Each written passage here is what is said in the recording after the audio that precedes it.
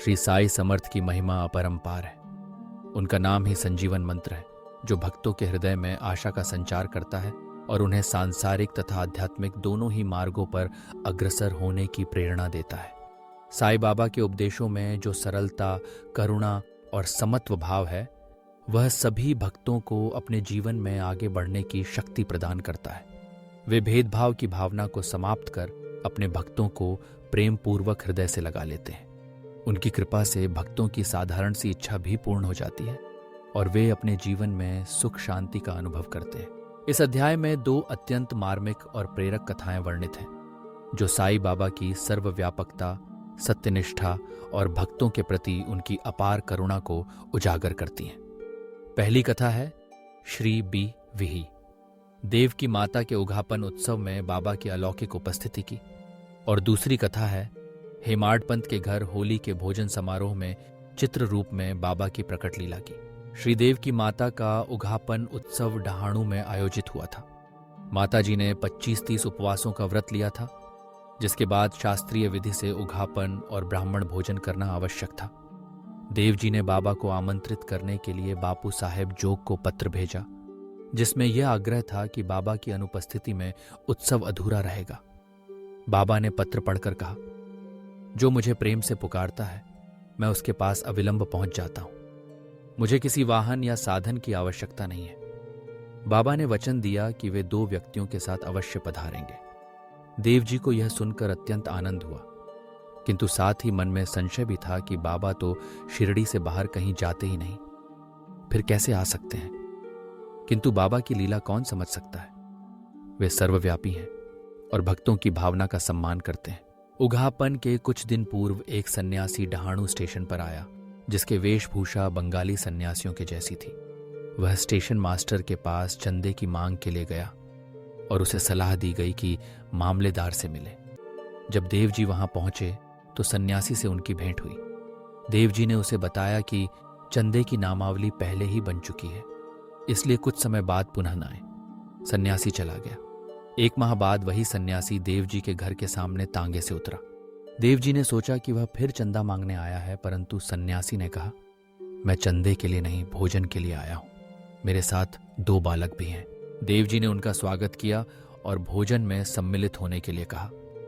भोजन में अभी समय था, इसलिए देव जी ने पूछा कि क्या वे बालकों को बुलवाएं, लेकिन सन्यासी ने कहा, मैं निश्चित समय पर आ जाऊंगा।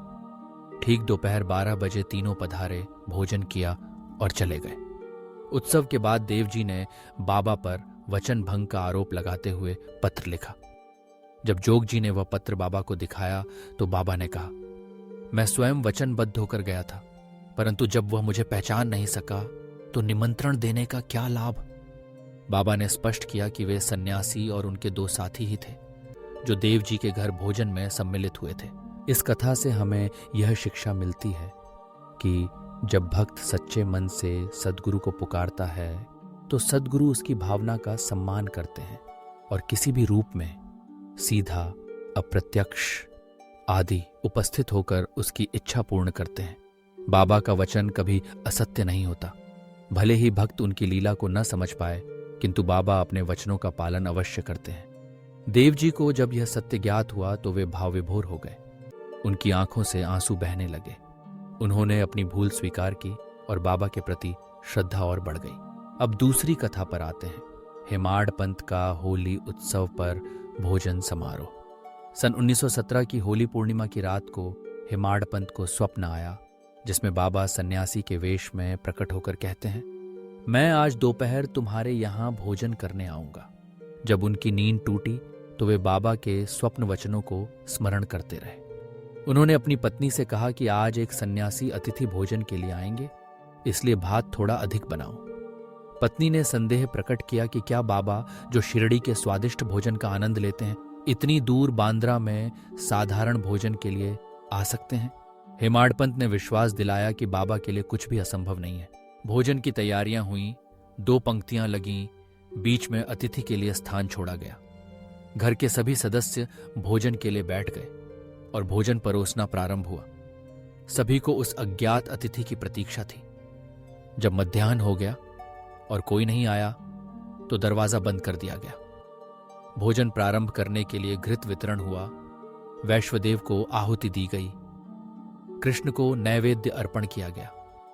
जैसे ही भोजन शुरू करने वाले थे, तभी सीढ़ियों पर किसी के चढ़ने की आहट सुनाई दी। हेमाड पंत ने जल्दी से दरवाजा खोला तो देखा कि अली मोहम्मद और मौलाना इस्मु मुजावर खड़े हैं। वे बोले कि आपको असुविधा हुई, क्षमा प्रार्थी हैं, और एक पैकेट मेज पर रखा। जब पैकेट खोला गया तो उसमें बाबा का सुंदर चित्र था। इसे देखकर हेमाड पंत भाव विभोर हो गए। उनकी आंखों से आंसू बह निकले। उन्होंने उस चित्र को अतिथि के स्थान पर रखा, विधिपूर्वक नैवेद्य अर्पित किया और सभी ने भोजन प्रारंभ किया। बाबा के चित्र को देखकर सभी को प्रसन्नता और आश्चर्य हुआ। बाबा ने स्वप्न में दिए वचन को चित्र के रूप में पूर्ण किया। अली मोहम्मद ने बताया कि यह चित्र उन्होंने एक दुकान से खरीदा था और इसका पूरा विवरण अगले अवसर पर सुनाएंगे। हेमाड पंत ने उन्हें धन्यवाद दिया और भोजन की रस्म पूरी की।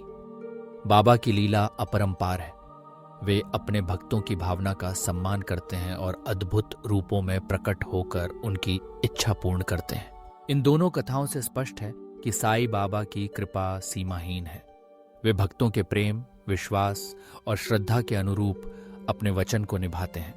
जब भक्त अपने जीवन में सच्ची श्रद्धा और समर्पण के साथ बाबा का स्मरण करते हैं तो बाबा उसके कर्तव्यों को निर्विघ्न पूर्ण कर देते हैं। बाबा का कथन है, जो मेरा स्मरण करता है उसके पास मैं अविलंब पहुंचता हूं। यही सच्चे सद्गुरु की पहचान है, जो सदा अपने भक्तों के साथ है, चाहे वे किसी भी रूप में प्रकट हों।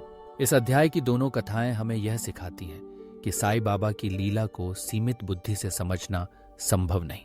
वे सर्वव्यापी, सर्वशक्तिमान और भक्तवत्सल हैं। उनके चरणों में सच्चे मन से समर्पण करने पर ही जीवन में सुख, शांति और आनंद का अनुभव होता है। श्री सद्गुरु साईनाथ को मेरा कोटि कोटि नमन। शुभम भवतु।